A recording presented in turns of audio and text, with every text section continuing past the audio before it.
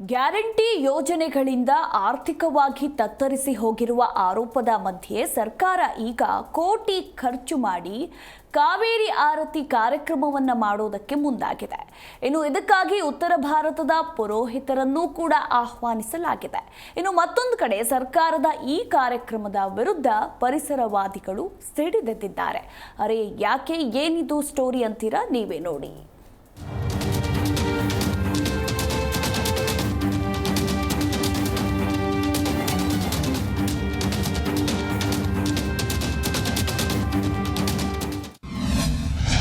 ಸರ್ಕಾರದಿಂದ ಹೊಸ ಕಾರ್ಯಕ್ರಮ.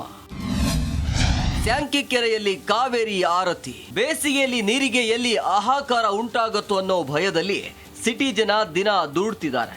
ಆದರೆ ಇತ್ತ ಸರ್ಕಾರ ಕೋಟಿ ಖರ್ಚು ಮಾಡಿ ಕಾವೇರಿ ಆರತಿಗೆ ಸಿದ್ಧತೆ ನಡೆಸಿದೆ.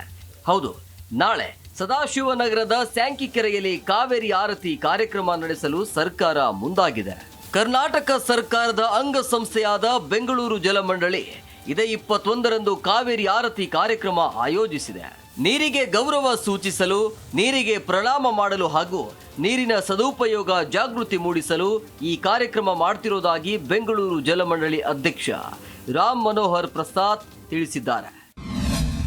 ಪೂಜೆಗಾಗಿ ಉತ್ತರ ಭಾರತದ ಪುರೋಹಿತರಿಗೆ ಆಹ್ವಾನ. 10,000 ಜನ ಸೇರುವ ನಿರೀಕ್ಷೆ. ಇದಕ್ಕಾಗಿ ಜಲಮಂಡಳಿ ಕೋಟ್ಯಾಂತರ ರೂಪಾಯಿ ಖರ್ಚು ಮಾಡುವ ಆರೋಪ ಕೇಳಿಬಂದಿದೆ. ಬೆಂಗಳೂರು ಜಲಮಂಡಳಿ ಆಯೋಜಿಸಿರುವ ಈ ಕಾರ್ಯಕ್ರಮಕ್ಕೆ ಉತ್ತರ ಪ್ರದೇಶದಿಂದ ಪುರೋಹಿತರನ್ನ ಕರೆಸಲಾಗ್ತಾ ಇದೆ. ಅವರಿಗೆ ಹೋಗಿ ಬರುವ ಖರ್ಚು, ಉಳಿದುಕೊಳ್ಳುವ ಖರ್ಚು ವೆಚ್ಚಗಳ ಬಗ್ಗೆ ಟೀಕೆ ವ್ಯಕ್ತವಾಗ್ತಾ ಇದೆ.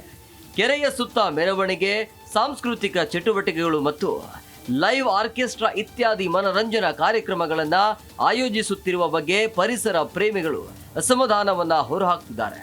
ಕಾವೇರಿ ಆರತಿ ಕಾರ್ಯಕ್ರಮವನ್ನ ಕೈ ಬಿಡುವಂತೆ ವಿವಿಧ ಸಂಘಟನೆಗಳ ಕಾರ್ಯಕರ್ತರು ಪತ್ರ ಬರೆದಿದ್ದಾರೆ.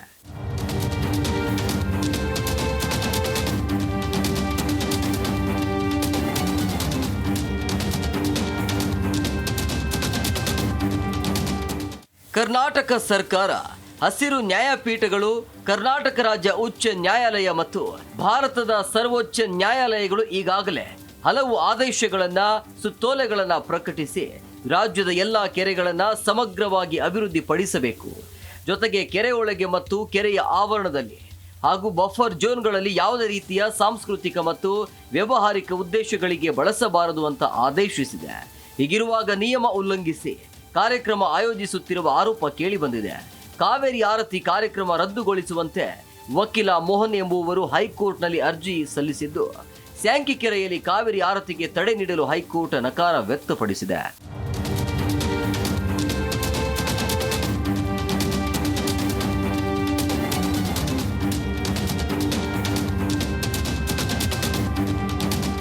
ಅದೇನೇ ಇರಲಿ, ಇಂತಹ ದೊಡ್ಡ ಕಾರ್ಯಕ್ರಮ ಜೀವ ವೈವಿಧ್ಯಕ್ಕೆ ಧಕ್ಕೆ ಮಾಡುವ ಸಂಭವ ಇದೆ.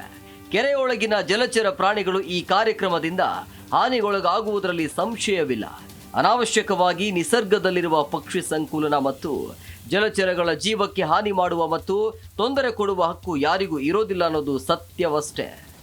ಭವ್ಯ ಸುನೀಲ್, ಜಿ ಕನ್ನಡ ನ್ಯೂಸ್.